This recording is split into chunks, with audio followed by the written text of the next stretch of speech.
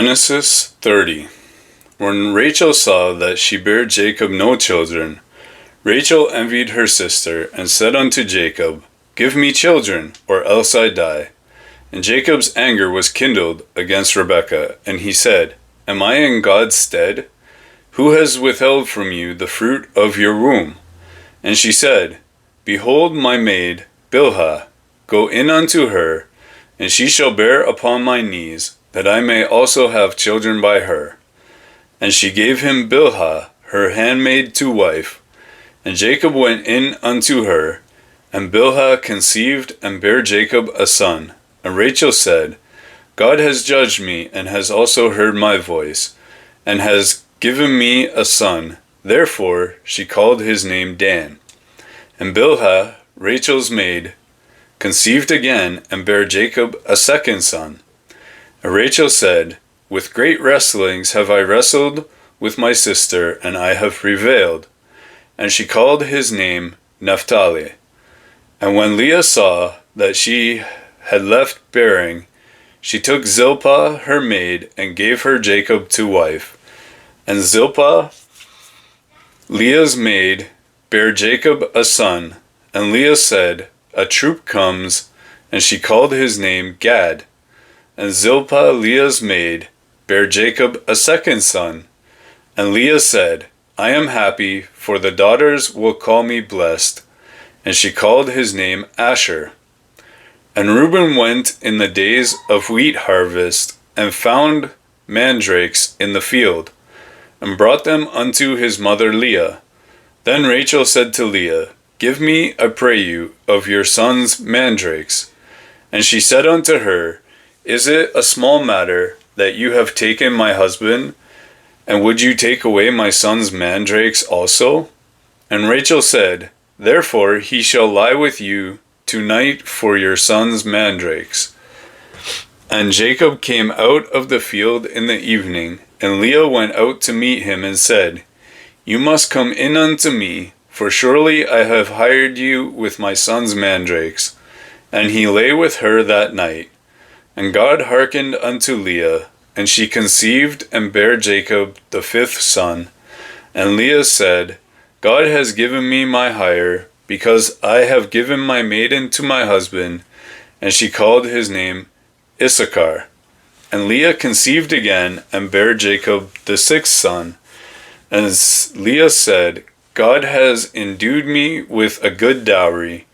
Now will my husband dwell with me, because I have borne him 6 sons? And she called his name Zebulun. And afterwards she bare a daughter, and called her name Dinah. And God remembered Rachel, and God hearkened to her, and opened her womb. And she conceived, and bare a son, and said, God has taken away my reproach. And she called his name Joseph, and said, The Lord shall add to me another son.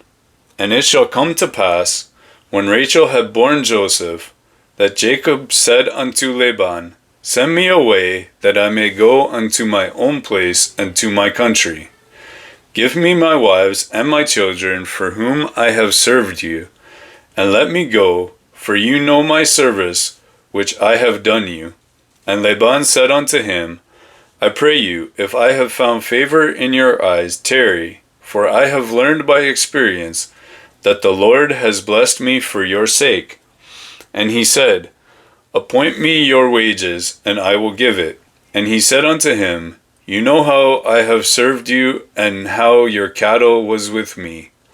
For it was little which you had before I came, and it is now increased unto a multitude. And the Lord has blessed you since my coming. And now when I shall provide for my own house also. And he said, What shall I give you? And Jacob said, You shall not give me anything. If you will do this thing for me, I will again feed and keep your flock. I will pass through all your flock today, removing from there all the speckled and spotted cattle, and all the brown cattle among the sheep, and the spotted and speckled among the goats, and of such shall be my hire. So shall my righteousness answer for me in the time to come, when it shall come for my hire before your face. Every one that is not speckled and spotted among the goats, and brown among the sheep, that shall be counted stolen with me. And Laban said, Behold, I would it might be according to your word. And he removed that day the he-goats that were ring-straked and spotted, and all the she-goats that were speckled and spotted, and every one that had some white in it, and all the brown among the sheep, and gave them unto the hand of his sons. And he set 3 days' journey between himself and Jacob. And Jacob fed the rest of Laban's flocks.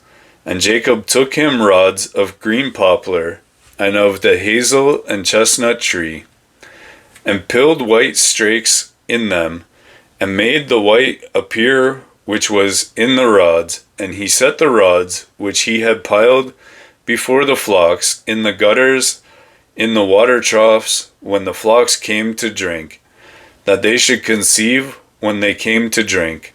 And the flocks conceived before the rods, and brought forth cattle ring-straked and speckled and spotted.